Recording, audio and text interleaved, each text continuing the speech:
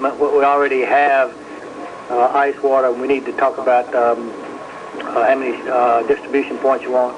So at your convenience this morning, if you give me a time, we'll give you a call to talk about that.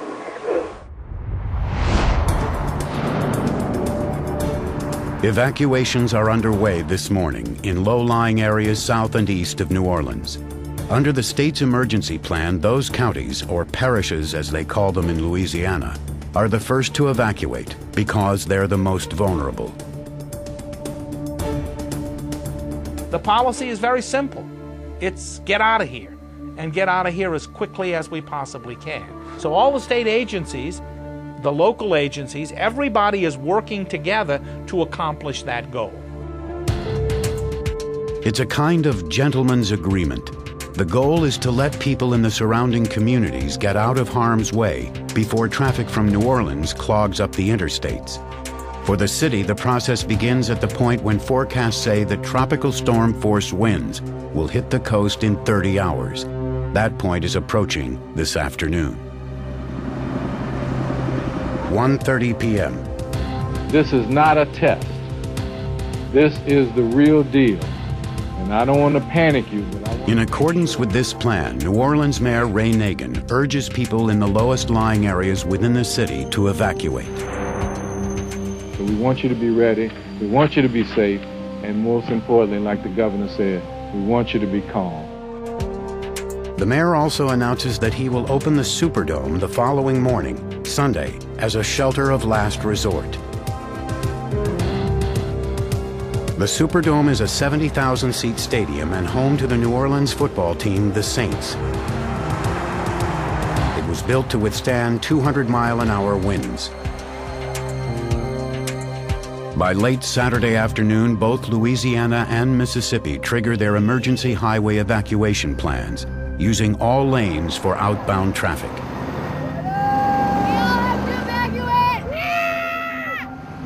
Even with the extra roadways, traffic snarls. It's extremely hard to leave. Your whole life is here, your whole world, and it's hard to decide what's important and what's of value. All along the Gulf Coast, thousands of people are streaming inland, hoping to avoid Katrina's wrath. Hotels book up. Lines form at grocery stores and gas stations. Just recently gotten out of a gas line that was about 2 or 3 hours, and most of the gas stations are closed down. But there are tens of thousands of people who are just staying put. The people I talked to and asked them to get out, they were like, well, we don't have any place to go, so we're just hanging in here. That attitude pervades parts of New Orleans as well, and this city of nearly 500,000 people is unprepared to deal with the consequences of so many people who decide to stay in their homes and ride out what threatens to be one of the most dangerous hurricanes in American history. Saturday afternoon, August 27th, 2005. A possibly catastrophic hurricane is now forecast to slam into the Gulf Coast on Monday morning. One statistic reveals the tragedy about to unfold. According to the New Orleans Emergency Management Plan, roughly 100,000 residents of New Orleans, more than 20% of the entire city, do not have cars or other means of personal transportation. Many of these same people have no money for a bus, a train, or a hotel. Many depend on welfare checks, which tend to run out by these last few days in the month. Despite the dollars that tourists bring to the Big Easy, New Orleans has long been poor. It has a poverty rate of more than 23%, almost twice the national average. And its murder rate is one of the highest per capita in the country. Many of the city's poorest residents live here in the sprawling 9th Ward. People live in ramshackle housing that sits as much as 4 feet below sea level.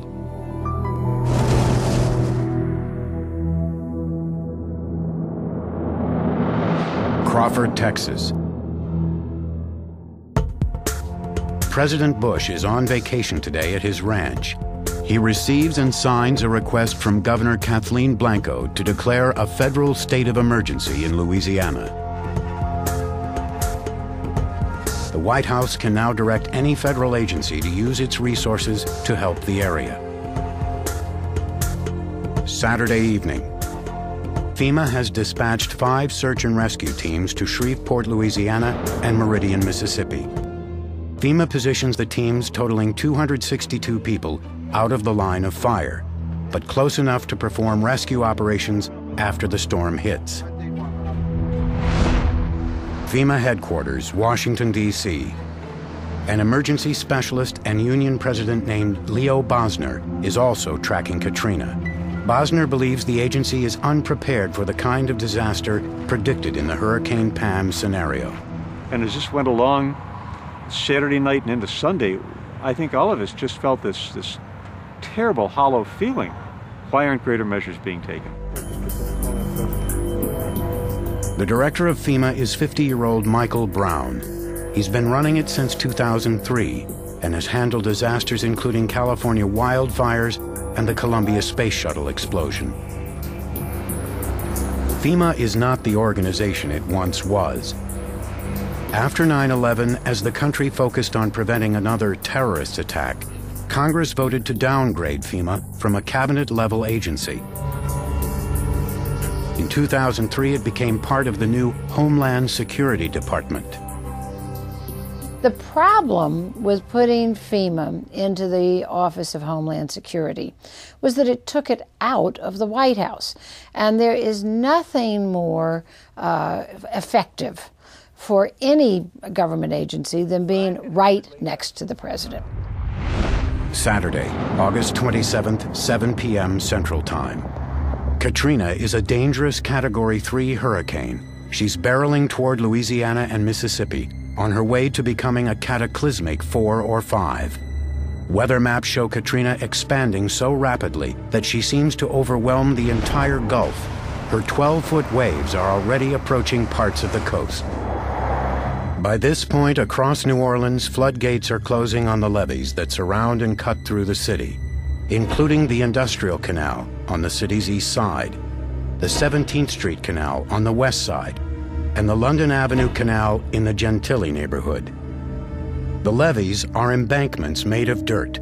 Some are topped with reinforced concrete flood walls. They range between 13 and 18 feet tall. Some date all the way back to the 1920s. The Army Corps of Engineers maintains them and acknowledges that budget shortfalls have prevented urgently needed repairs. The levees are built to protect New Orleans from the storm surge of a Category 3 hurricane.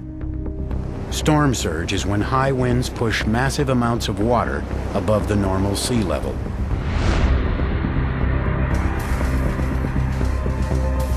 As thousands of people stream out of New Orleans on Saturday night, jazz trumpeter Kermit Ruffins is headed back in.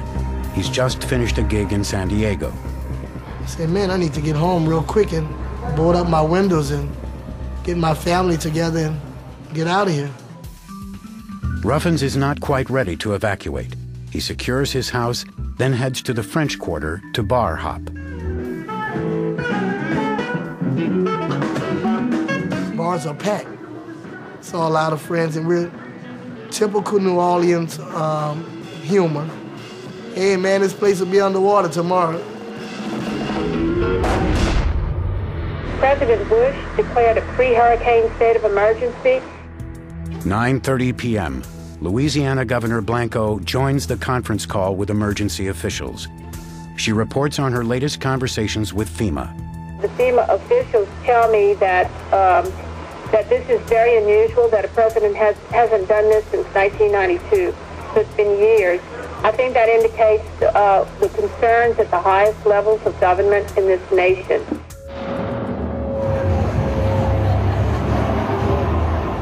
And yet, despite the warnings and doomsday scenarios, a FEMA report will later note that on Saturday night, August 27, 2005, the bars were rocking in the French Quarter.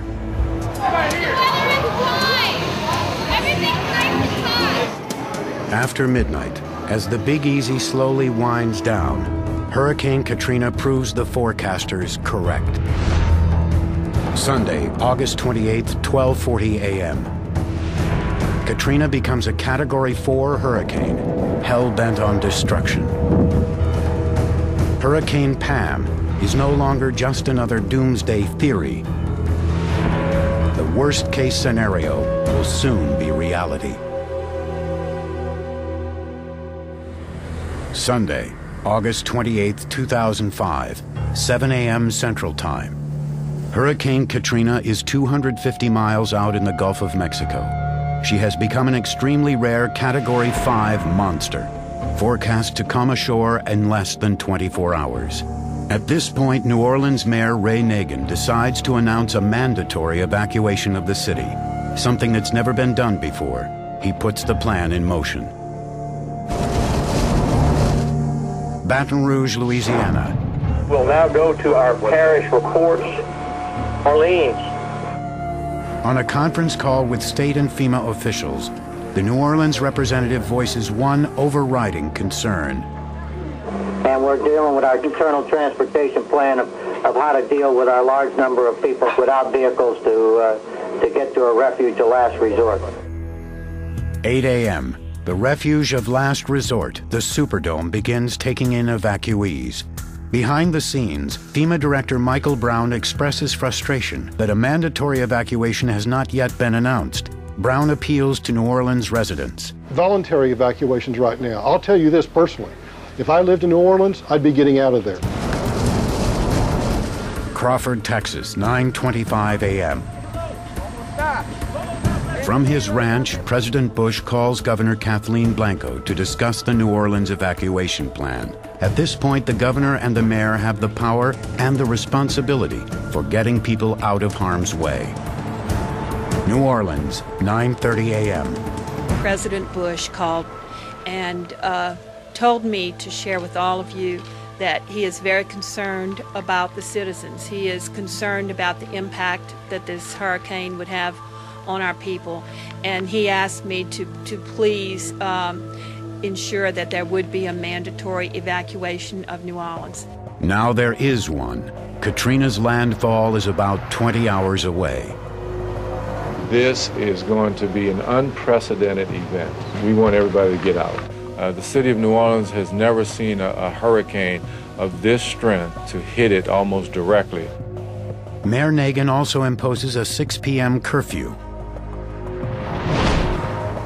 10:11 a.m. The National Weather Service issues an apocalyptic advisory, the kind of warning it would seem positively suicidal to ignore. Devastating damage expected. Most of the area will be uninhabitable for weeks, perhaps longer. At least one half of well-constructed homes will have roof and wall failure. All windows will blow out. Airborne debris will be widespread. Persons, pets, and livestock exposed to the winds will face certain death if struck. By this point on Sunday morning, most people have either fled New Orleans or are in the process of doing so. But tens of thousands of people, many in the lowest lying and poorest parts of the city, are not leaving. They scramble to grab last-minute supplies. We've got oil, we've got water, we've got food. Pray for us. Pray for all of New Orleans. They'll tell you, well, I lived here through Betsy or Camille or one of the previous hurricanes. There have been all kinds of hurricanes that have come through. None of them could truly devastate the area.